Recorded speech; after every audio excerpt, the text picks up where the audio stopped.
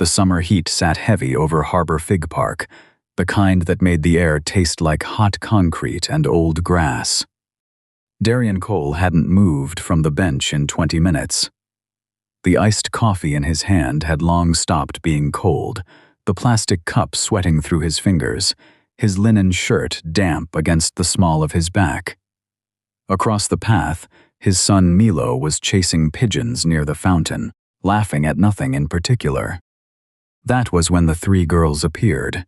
They were identical, same white cotton dresses, same small straw hats, same dark eyes that missed nothing. They stopped directly in front of him, unbothered by the heat, unbothered by the fact that he was a stranger. The one in the middle stared at his forearm. At the tattoo, a compass rose, warped and faded, missing its North Star. She looked up at him and said, plainly, the way only a child can say something that splits a man's world in two. Our mom has the exact same one. Darian didn't move, didn't breathe, because that tattoo belonged to a summer he had spent 9 years trying to forget. If you're new here, stories like this one are what this channel is built on. Hit subscribe so you don't miss what comes next. Darian Cole was not the kind of man people noticed. He drove a 10-year-old truck with a cracked dashboard, lived in a 2-bedroom apartment above a dry cleaner on the outer edge of Port Haven, and made his living restoring furniture, antique dressers, warped dining tables, mahogany bookshelves that belonged to people whose houses he would never be invited into. The work was good, the pay was inconsistent. Most months he covered rent, groceries, and Milo's after-school program with just enough left over to feel like he wasn't drowning. This summer had been harder than most. The garage where he worked faced west, and by early afternoon it turned into something close to an oven. The ceiling fan rattled without conviction. The smell of pine resin, wood stain, and his own sweat had soaked so deeply into the walls that he stopped noticing it. He worked in a faded t-shirt and old jeans, steel-toed boots dusted with sawdust, and the kind of focused silence that comes not from peace, but from not being able to afford distraction. Milo was 8 years old and the single best thing Darian had ever done. The boy had his father's dark eyes and his mother's, whoever she was, stubborn curiosity. He asked questions about everything. Why certain wood grains ran diagonal, whether old furniture remembered the people, who used it, why the compass tattoo on his father's forearm was missing its top point. That last question came up more than the others. Darian always gave the same answer: some things you do when you're young and don't know which direction you're heading. Milo would nod seriously, as if filing it away for later. He never pushed further. He was that kind of kid, the kind who understood that some doors weren't locked, just not ready to open. 9 years ago, Darian had taken a solo trip to Seattle. He was 24, freshly broken up, and carrying the particular restlessness of a man who doesn't know what he wants but knows he needs to move. He'd ended up at a dive bar on a Tuesday night, and that was where he met her. She told him her name was Lena. She had a dry sense of humor, a habit of looking at exits, and the kind of laugh that seemed to surprise even her. They spent 4 days together drinking cheap wine on a fire escape, wandering Pike Place at closing time, talking the way people only talk when they're certain they'll never see each other again. On the last night, half drunk and loose with honesty, they'd walked into a tattoo parlor on a dare. The artist was finishing up for the night, but agreed to one more. They both got the same thing: a compass rose, deliberately imperfect, the North Star left out. Because neither of us knows where we're going, Lena had said, pressing her shoulder against the armrest. Darian had laughed. He'd thought it was romantic in the reckless, disposable way of that kind of summer. By morning, she was gone. No last name, no number, just the tattoo and the memory of someone who had felt, for 4 days, like the most real person he'd ever met. He never found out who she actually was. The afternoon at Harbor Fig Park started like any other. Milo had begged to go after lunch, and Darian had packed a bag with sunscreen, 2 water bottles, and the iced coffee he'd been looking forward to since morning. He sat on a bench near the fountain, while Milo ran circuits around the pigeons, flushing them into the air and watching them settle again with the patience of a scientist running experiments. Then the 3 girls appeared. After the girl in the middle spoke, "Our mom has the exact same one." Everything happened quickly.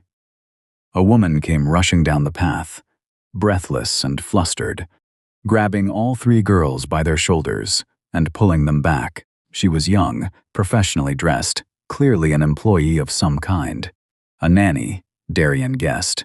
In the scramble, she said a name. "Girls, come on, your mother is going to Serena is going to be furious if she finds out you ran off again." Serena. Darian sat very still on that bench as the woman hurried the 3 girls away. Milo jogged over and dropped down beside him, sweaty and satisfied from his pigeon experiment. "Who were they?" Milo asked. "I don't know," Darian said. That night, after Milo was asleep, he opened his laptop and typed the name into the search bar, Serena Vale. The results loaded instantly. Forbes profile, Business Insider interview. A photograph from a charity gala taken 3 weeks ago. She was standing at a podium in a champagne-colored silk dress, one shoulder bare. On that shoulder, faded, slightly warped, missing its North Star, was a compass rose tattoo. Darian stared at the screen for a long time. Then he closed the laptop, sat in the dark of his kitchen, and didn't sleep. It took him 3 days to decide. He went back and forth the way he did with a warped piece of wood, measuring twice, checking the grain, making sure he understood what he was working with before he committed to a cut. He wasn't impulsive by nature. He'd learned early that impulsive men made expensive mistakes, and he couldn't afford expensive mistakes. But every time he sat down at his workbench, every time Milo laughed at something in the next room, every time he looked at the inside of his forearm, he came back to the same place. If those 3 girls were his, walking away was not something he could live with. On the 4th morning, he put on the cleanest linen shirt he owned, ran a cloth over his old work boots, and drove downtown. Meridian Tower stood at the center of Port Haven's financial district, like something that had decided the rest of the skyline wasn't worth acknowledging.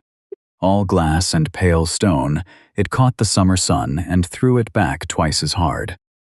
Darian parked in a public lot 2 blocks away because the building's underground garage had a valet he didn't know how to interact with. The lobby was cold in the way that only money can afford, a sustained, indifferent chill that made the marble floors feel like the inside of a museum. The employees moving through it wore lightweight suits and carried themselves like people accustomed to being observed. Darian stood near the reception desk in his linen shirt and sawdust-free boots and felt the specific discomfort of a man who knows he doesn't belong in a room, but has a reason to be there anyway. He didn't ask to be announced. He didn't offer a title or a company name. He took a notacard from the small pad on the reception desk, borrowed a pen, and wrote 7 words. "I have the compass. You'll want to see me." He folded it, wrote Serena Vale Personal on the outside, and slid it across the desk. Then he sat down in one of the lobby chairs and waited.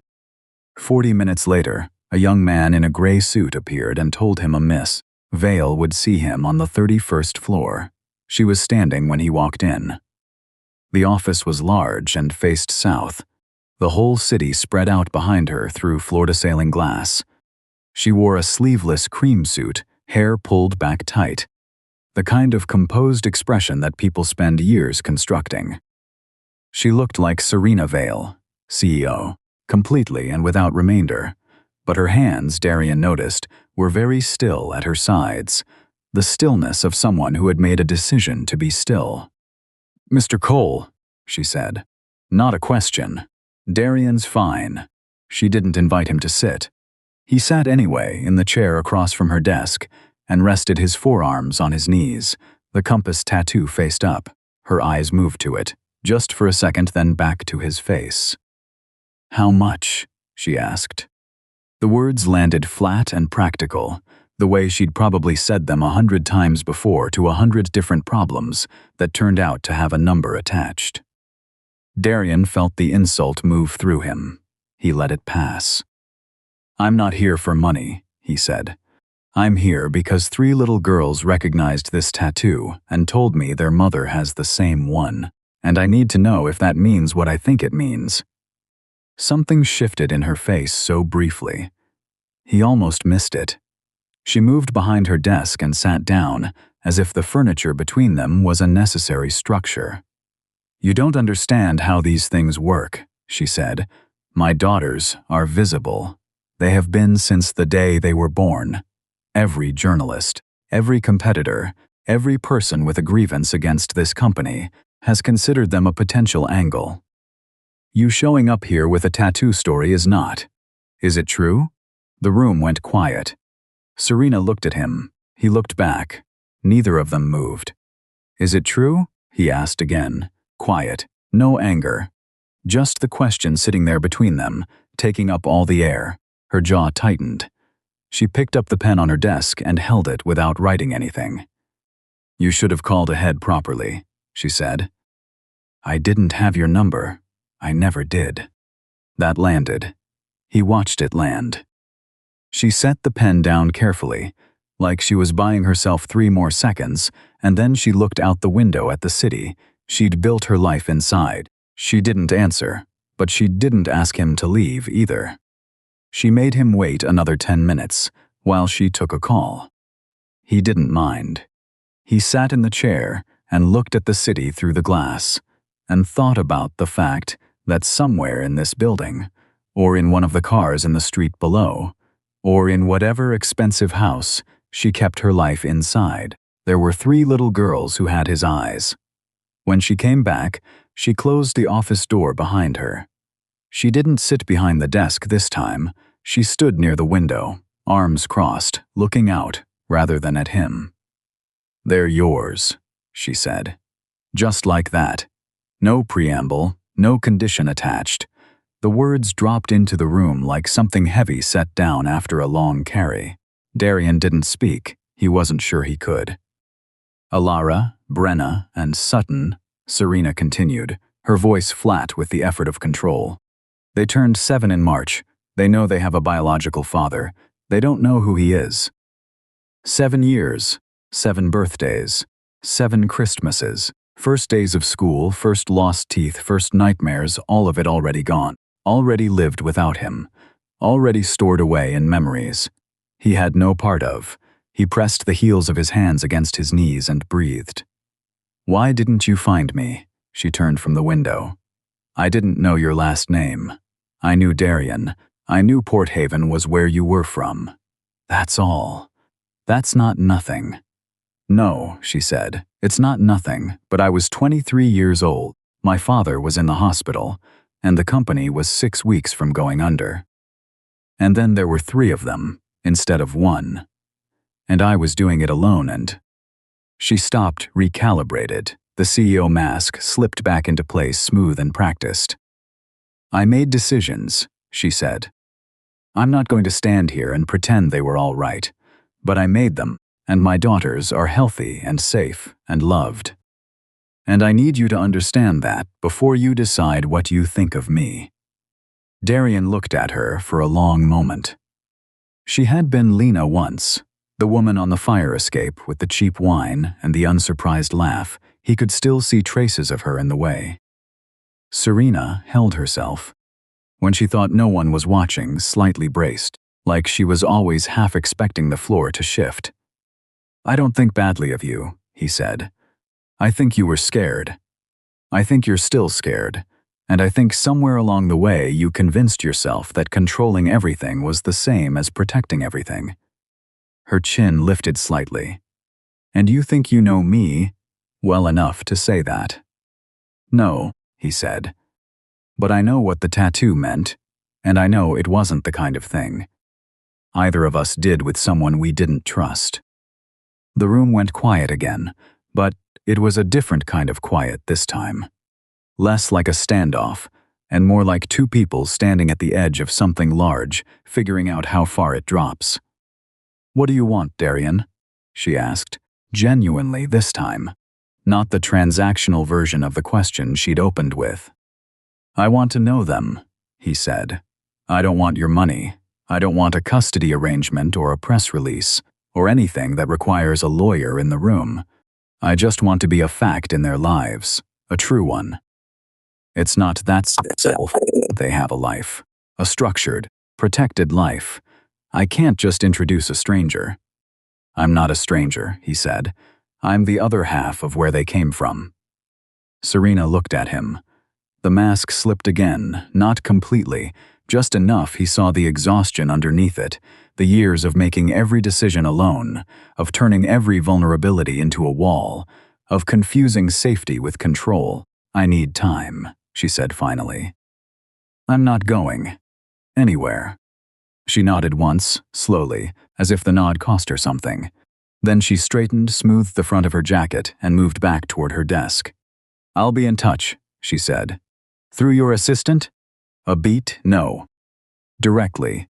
He stood, picked up his jacket from the back of the chair, and walked to the door. He stopped with his hand on the frame.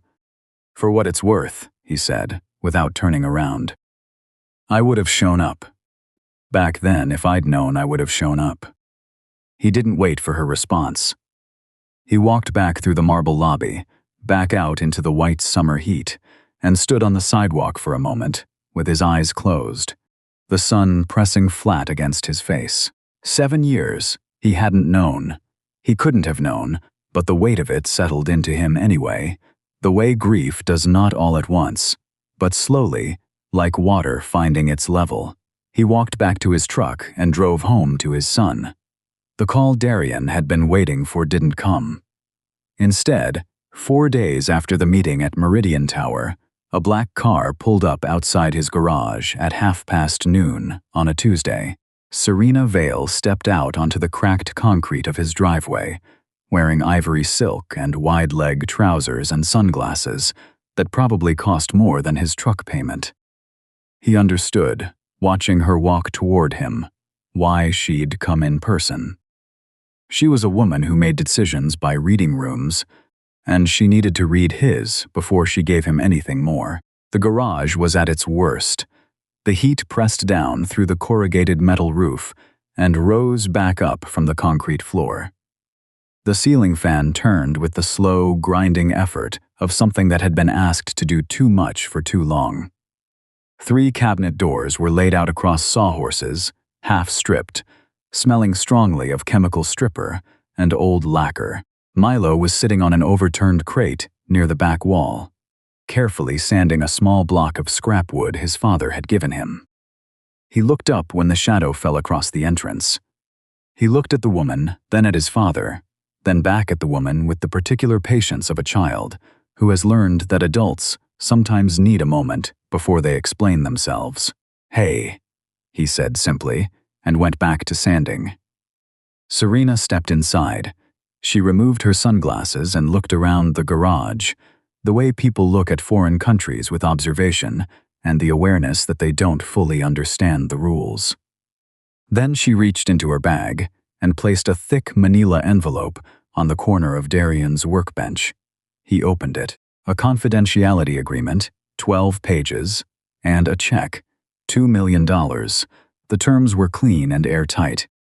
Darian Cole would make no public claim of paternity, would not contact Ilara, Brenna, or Sutton Vale, would not speak to any media representative or legal entity regarding his relationship to Serena Vale or her daughters. In exchange, the check. He stood at the workbench and looked at it for a long time. $2 million was a specific kind of cruelty, because it was a real number. It wasn't an abstraction. He could see exactly what it meant the debt cleared. Milo's dental work done, the apartment above the dry cleaner, traded for something with a yard. A different life, a quieter kind of hard. From the back of the garage, he could hear the soft rhythm of Milo's sandpaper against the woodblock. The boy hadn't stopped working, but Darian knew he had stopped being fully absorbed in it. He closed the envelope. "No," he said. Serena's expression didn't change. "You haven't thought about it long enough." "I have," he said. "I've been thinking about it since the minute I saw the number. That's the thinking." "No." $2 million. "I know what $2 million is," he said. His voice stayed level. "It's a number that would change my life. But what you're asking me to buy it with is my absence from theirs. And those aren't the same kind of thing. You can't trade one for the other." Serena looked at him with an expression that was not quite anger. Something older than anger, the look of someone who has spent years building a system that works, and is now watching someone decline to participate in it. "I am trying to protect them," she said. "I know you are," he said. But this, he pushed the envelope back across the bench toward her. "This isn't protection. This is erasure, and I won't be erased." The garage was very quiet except for the fan and the slow, steady sound of sandpaper. Then Milo's voice came from the back. "Dad, is everything okay?" "Yeah, buddy," Darian said. "Give me a minute." He looked at Serena. She was watching Milo, who had set down the woodblock, and was looking at them both with careful, measured eyes. Something moved across her face. Not softness exactly. More like recognition. She had come here to read the room. She had read it. "One meeting," Darian said quietly. "Neutral ground. No lawyers, no security standing 3 feet away. Just the truth in a room. That's all I'm asking." She picked up the envelope, tucked it back into her bag. She stood there for a moment longer than necessary, not hesitating exactly, but absorbing something, the sawdust smell, the rattling fan, the boy on the crate who was watching her with his father's eyes. "I'll think about it," she said. She put her sunglasses on and walked back to the car. When it was gone, Milo looked up. Who was she? Darian sat down on the crate beside his son, someone who's still figuring out the difference between keeping people safe and keeping people away. Milo considered this. "Is there a difference?" "Yeah," Darian said. "A big one." He handed the block back. Milo looked at it, then resumed sanding careful, even strokes, the way his father had taught him. 3 days later, Serena called directly, as she'd said she would. Her voice was slightly clipped, like she was making the call before she could talk herself out of it. "Sunmere Conservatory," she said. "Saturday. 10 o'clock. Bring your son." Then she hung up. Darian spent the 2 evenings before Saturday in the garage after Milo went to bed, working by lamplight at the far end of the bench. Not on a client piece, on something small, 3 of them, identical, each no larger than a silver dollar. He carved them from a single piece of cherry wood, the grain tight and even. 3 compass roses, complete ones, with the North Star intact. He sanded them down through 4 grits until the surface was glassy, then applied a single coat of light oil that brought out the reddish warmth of the wood. He threaded them onto thin cords and laid them side by side on the workbench. He looked at them for a long time. Then he folded them in a square of clean cloth and put them in his shirt pocket. Saturday came in hot and cloudless. He ironed his light blue linen shirt. The night before, he told Milo they were meeting some people, that it was important, and that he needed him to be himself. Milo said, "I'm always myself, Dad." "I know," Darian said. "That's why I'm bringing you." Sunmere Conservatory sat at the north edge of the city's botanical garden, a long glass structure that caught the morning light and scattered it in every direction. Inside, the air was dense and green-smelling wet soil, jasmine, the faint sweetness of something flowering out of season. Stone paths wound between raised beds of tropical plants, past a koi pond set into the floor, toward a central atrium where the roof peaked high enough that it felt like standing in a cathedral made of light. Darian and Milo arrived 5 minutes early. Milo immediately located the koi pond. 11, he reported. No, 12. There's one under the lily pad. Good eyes. Can we get one? We live above a dry cleaner. That's not a no. It's close to a no. He heard them before he saw them, the soft sound of sandals on stone, the low murmur of a woman's voice giving quiet instructions. He turned. Serena was walking toward them, with 3 girls arranged loosely around her, none of them holding hands, each moving with the self-possession of children who have been taught to carry themselves well. They wore cotton dresses in pale colors, one blue, one yellow, one soft green hair tied back neatly. They looked like their mother in the architecture of their faces. The straight brows, the deliberate eyes, but something in the way they moved, the slight forward lean. The way the tallest one was already reading the room before she'd decided where to settle, that was something else. Something Darian recognized without being able to name it. Serena had dressed differently than either time before, a simple beige shirt dress, sunglasses held in her hand. She looked tired in a way she hadn't bothered to conceal, and somehow that made her easier to be in a room with. The girls stopped a few feet away and looked at him. He looked at them. Nobody spoke for a moment. Then Alara, the tallest, the one who had clearly appointed herself the family's lead investigator, crossed her arms. "You're the one who didn't take the money," she said. Beside him, Milo went very still. "That's right," Darian said. "Why not?" He crouched down, bringing himself to their level. They didn't step back. "Because some things shouldn't be for sale," he said. "And you 3 are not a transaction." Alara held his gaze, measuring him. Brenna was looking at his forearm at the tattoo. Sutton, the smallest, was looking at his face with something quiet and interior, like she was listening to a frequency the others couldn't quite hear. He reached into his shirt pocket and took out the folded cloth. He opened it on his palm. 3 compass pendants, lying side by side. Cherry wood, warm and smooth, the North Star carved cleanly into each one. Brenna's eyes moved from his forearm to the pendants. "The one on your arm is broken," she said. "Yes. These aren't." "No. Why not?" "Because a person doesn't have to stay lost forever," he said. Sutton reached out first. Her fingers closed around one of the pendants and she held it up, so the conservatory light came through the glass and caught the grain of the wood. She didn't put it on right away. She just looked at it. Then Brenna took one. Then Alara last, and deliberately picked up the 3rd. Behind the girls, Serena stood very still.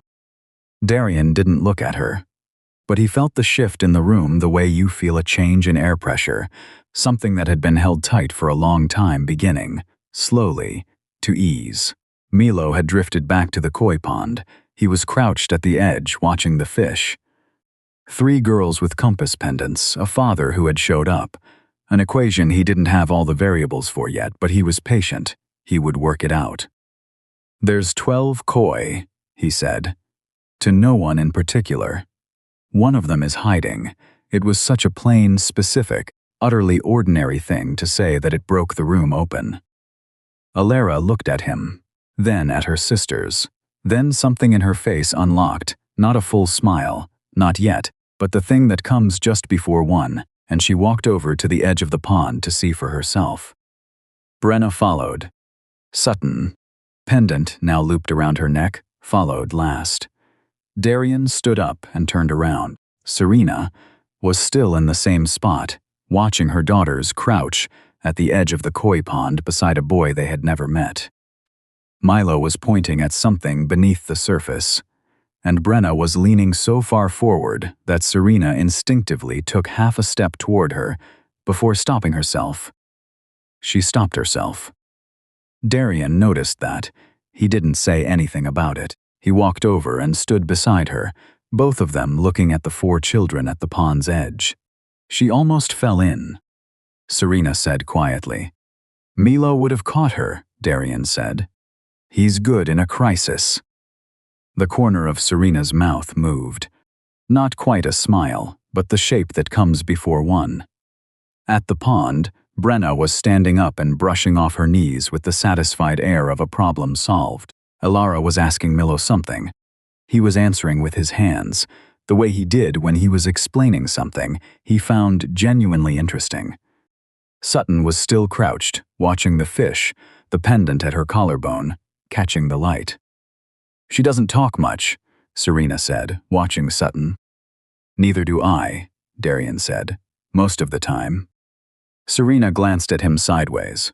"I remember that about you." It was the first time she had acknowledged the person he'd been before all of this. It landed quietly, the way honest things often do. "I owe you an apology," she said. "You don't have to. I'm not doing it because I have to," she said. "I'm doing it because it's true." She looked back at the children. "I told myself for years that I was protecting them, and I was. But I was also protecting myself from the complication of you, from the possibility that you'd show up and want something. I didn't know how to give. Like what? Accountability maybe, or just a witness. Someone who knew where they came from. For what it's worth," he said, "I'm not here to make your life harder. I just need them to know I exist and that I chose to be here." "You turned down $2 million to be here," she said. "I'd do it again." She looked at him, then really looked the way she hadn't allowed herself to in the tower office. "Why?" she asked, the real version of the question. "Because Milo knows I'd do it for him," he said, "and now they'll know I'd do it for them. That's the only thing I have that's worth more than $2 million. At the pond something," Milo said, made Alara laugh, sudden and unguarded. It echoed in the glass space of the conservatory. Brenna looked pleased with herself. Serena's eyes went bright. She looked up at the glass ceiling for a moment. "I spent 7 years doing this alone," she said, her voice steady but thin at the edges. "I got very good at it. I told myself that was enough. It kept them safe," Darian said. "That matters." "But it wasn't enough," she said. "You can build every wall correctly and still end up with children who don't know which direction they're facing." Across the conservatory, Sutton had finally stood up. She was looking at the pendant in her palm, turning it over carefully. Then she looked up, directly at Darian. He looked back at her. She didn't wave or smile. She just held his gaze for a moment with those quiet interior eyes. Then she turned back to her sisters. It was not a resolution. It was a beginning, and he knew the difference. "There's going to be a lot we have to figure out," Serena said. "Schedules. How to explain this to them properly." "I know. It won't be simple. I know that too." "You're not worried." "I'm terrified," he said. "But I've been terrified before, and it turned out to be worth it." He glanced at Milo. "That's where he came from." Serena followed his gaze. "He's a good kid," she said. "He's the best person." "I know," Darian said, "and I built furniture for money to give him a decent life, and it was never enough, and it was always enough. That's the whole story." Serena was quiet for a moment. "I think I forgot what enough looks like," she said. "It looks like that," Darian said, and nodded toward the pond. She looked 4 children, 1 koi pond, the green-scented air of the conservatory settling around them like something patient and unhurried. For the first time in a long time, Serena Vale did not feel the need to manage what she was looking at. She just looked. The weeks that followed were not cinematic. There was no sudden warmth that dissolved 9 years of absence into something manageable. What there was instead was the slow, unglamorous work of 2 people trying to build something functional out of complicated materials, like restoring a piece of furniture that had been stored badly for too long. The bones were good, but the work required patience and honesty, and the willingness to sand down the same surface more than once without losing your nerve. Serena called on a Thursday evening, 2 weeks after the conservatory. "The girls have been asking about you," she said, without preamble. "What kind of asking?" "Alara wants to know if you can teach her to carve. Brenna asked me 3 times what kind of truck you drive." And Sutton, a brief pause. "Sutton put the pendant on every morning since Saturday and hasn't said much about it, which means it matters more to her than the other 2. Probably. "What do you want to do?" he asked. "I want to do this right," she said, which means slowly. "I set the pace for now, and you respect that, and we see how it goes. Okay. Saturday. 2 hours. I'll bring them to the park near your neighborhood. I'll be there." A pause. Then, "Bring Milo." Saturday at Harbor Fig Park was gentler than the first time. No white dresses. The girls arrived in shorts and sneakers, looking more like themselves. Alara came with a notebook. Brenna came running. Sutton walked beside her mother, and then, when she saw Darian, detached from Serena's side and crossed the remaining distance on her own. She stopped in front of him. "Hi," she said. "Hi, Sutton." She seemed satisfied with this and went to find Milo. Darian sat with Alara on a bench and showed her, on a notepad he'd thought to bring, the basic geometry of a compass, rows, how the points were symmetrical, how the North Star sat at the top, not because north was better than the other directions, but because it was fixed, the one point that didn't move, that you could always find if you knew where to look. Alara took notes. Actual notes in small, precise handwriting. "Can I try to carve one?" she asked. "When you're a little older. The tools are sharp. I'm careful, I know, but sharp is sharp. A year from now, I'll teach you." She wrote carving 1 year in her notebook and underlined it. Brenna spent most of the 2 hours in motion, cycling between the fountain and various points of interest across the park. "Do you ever make mistakes and have to start over?" she asked Darian, somewhere between the fountain and a bench, all the time. "You learn more from the mistakes than from the ones that go right. That's what our math teacher says. Your math teacher is right. He's also really boring, though." "Being right and being interesting are different skills," Darian said. Brenna laughed bright and unguarded, and it hit him somewhere behind the sternum, in a way he hadn't prepared for. When the 2 hours were up, Brenna hugged him without warning, quick, firm, already pulling away before he'd fully registered it. Alara shook his hand, which made him hide a smile. Sutton looked at him and said, "Next time, can we look at the fish again?" "Absolutely," he said. She nodded as if this had been a formal arrangement and got in the car. Summer turned at the edges without anyone quite noticing. The heat was still there, but something in the quality of the evening light had shifted it. Came in lower now, more golden, the way late summer light does when it knows it's running out of time. The Saturdays had continued. 4 of them now, each one slightly longer than the last, the shape of the mornings becoming familiar in the way that good routines become familiar, not exciting, but solid. Trustworthy. Alara had brought the koi book. She and Milo worked through it with the seriousness of graduate students, occasionally disagreeing about methodology in a way that suggested they would either become very good friends or genuinely insufferable to be around, possibly both simultaneously. Brenna had asked Darian to show her how to use a hand plane. He'd brought a small one to the park in a cloth bag, along with a piece of soft pine. She'd taken to it immediately, the physical logic of it, the way the wood told you what it needed if you paid attention. "It's like listening," she said, running her thumb along the shaving she'd just made. "Exactly like listening," he said. Sutton had asked on the 3rd Saturday if she could see where he worked. Which was how, on a Thursday afternoon in late August, Serena's car pulled up outside the garage for the set time. But this time, 3 girls got out. They took in the garage with thoroughness. Alara went to the reference books on the back shelf and asked if she could look. Brenna stood on her toes at the workbench to see a sideboard in mid-restoration, its surface stripped back to bare wood. Sutton stood in the center of the garage and turned slowly, looking at everything. Milo looked up from his homework, assessed the situation, and immediately began explaining the organizational logic of the tool wall to Brenna, who had approximately 14 follow-up questions. Serena stood at the entrance in jeans and a simple white shirt, the most informal he'd seen her, with the slightly careful posture of someone trying to replace a difficult memory of a place with a better one. Darian showed them the sideboard where it had come from, what had happened to it, what he was trying to restore it to. He explained that his job was not to make it look new, but to make it honest.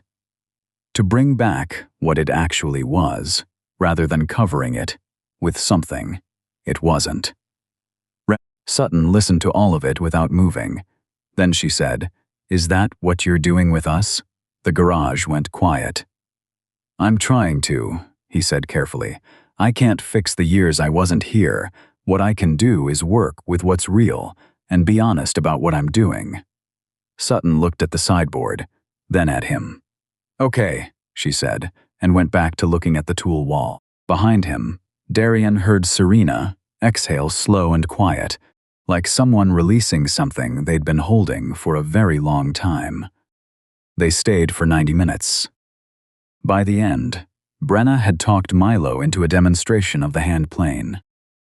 Alara had reorganized Darian's reference shelf by publication date without apologizing for it. And Sutton had sat on the overturned crate in the corner and watched everything with her pendant in her hand. When they left, the garage felt different. More occupied somehow, as if the space had adjusted itself to include more people and intended to keep the adjustment. Milo appeared beside Darian in the driveway. "Alara reorganized your books." "I know, you're not mad, no." She also found 2 duplicates and left them on the desk with a note. Of course she did. They stood together in the late afternoon light, the sky going the particular pale gold of a summer that was almost finished. "Dad," Milo said. "Yeah, I think this is going to be okay." Darian looked down at his son, this kid who had grown up watching him work, who had learned to sandwood before he learned to ride a bike, who had spent 8 years being the whole of his father's world and was now making room, without being asked, for the world to be larger. "Yeah," Darian said. "I think so too."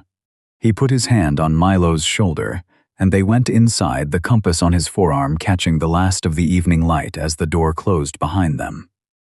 The compass was still broken, but for the first time in 9 years, Darian Cole knew exactly where he was. This story is about something most of us already know, but sometimes need to be reminded of, that a person's worth isn't measured by what they own, and that the most important things we can give the people we love aren't things at all. Darian had nothing that Serena's world would have called valuable. No title, no money, no leverage. What he had was the refusal to disappear. And that turned out to be worth more than $2 million. If that resonated with you, subscribe to the channel. More stories like this one are on the way, and you won't want to miss them.